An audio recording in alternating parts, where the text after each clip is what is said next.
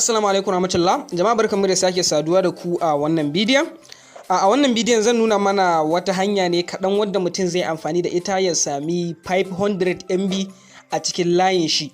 So abun ba wani wahala gare shi ba, don haka ba tare da ɓata lokaci ba sai mu je in nuna maka yadda za ka yi. Amma kafin mu wuce kai tsaye ga bidiyon, kar ka manta idan muka yi mana subscribe ba ka danna mana alamar subscribe, sannan ka danna alamar ƙararrawa ka zaɓi all, ta haka ne da zarar mun ɗora sabon bidiyo kai tsaye za a sanar da kai. Kafin mu ce kai tsaye ga bidiyon, ya kamata ka sani cewa wannan hanyar da zan kawo maka da zaka samu data a yanzu, so abu ne limited, wato abu ne wanda yake da lokaci.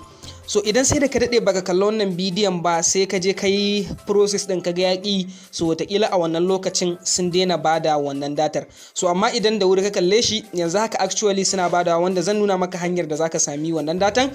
So na riga na tura link ɗin a cikin group ɗinmu na Telegram, don haka zan aje muku link ɗin group na Telegram, sai ka je ka shiga ka danna wannan link ɗin. Kawai abin da zaka yi shine kana shiga wannan group ɗin zaka ga link nan mai alaman wannan, misali za ku ga nan ga hoto na alaman yadda ake badawa. Kawai kana shiga link din zaka ga an turo maka wannan sakon, ana ce maka an baka MB 500.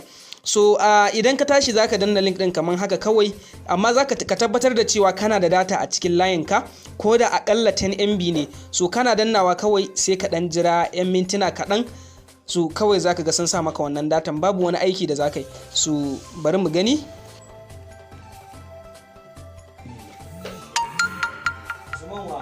Kamar yadda kuke ji yanzu za ku ga gashi nan sun turo min sako, sun sa min 500 MB a cikin layina. So abin zai dan iya daukan ka lokaci, idan ka shiga ka ga ba su sa maka ba sai ka jira, zai dan dauki lokaci. Za su sa maka sometime, kuma ba ma zai dauki lokaci ba, za su sa maka wannan 500 MB din. Za ku ga sakon da suka turo nan na wannan din da suka bada 500 MB. So kai ma idan suka turo maka za ka ga sakon irin haka.